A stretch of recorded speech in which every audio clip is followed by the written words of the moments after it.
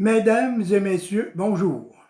Dans le cadre des prochaines élections municipales, il y a un sujet qui doit être abordé très rapidement, soit celui des fusions municipales qui se sont largement répandues au cours des dernières décennies dans plusieurs pays d'Europe ainsi qu'en Ontario et plus près de nous au Québec en 2001.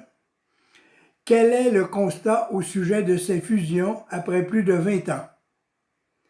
Laissons parler Cyrano, le Centre interuniversitaire de recherche en analyse des organisations qui regroupe toutes les universités de la province.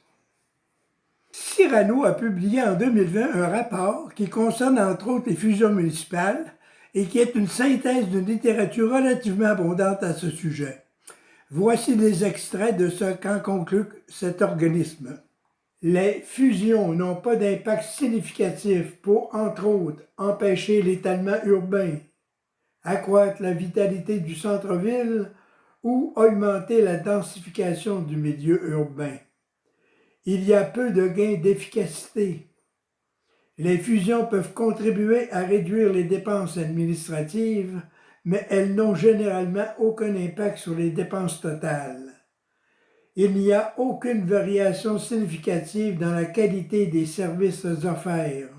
Le lien entre les fusions et le développement économique n'est pas démontré. Plusieurs études suggèrent même que c'est la fragmentation plutôt que les fusions qui stimuleraient la croissance économique. Cyrano termine en déclarant que dans la plupart des cas étudiés, les résultats montrent que les fusions municipales n'arrivent pas à générer les retombées attendues. Nous verrons dans les prochaines vidéos quels sont les arguments avancés par les pro-fusions pour convaincre la population du Haut-Saguenay.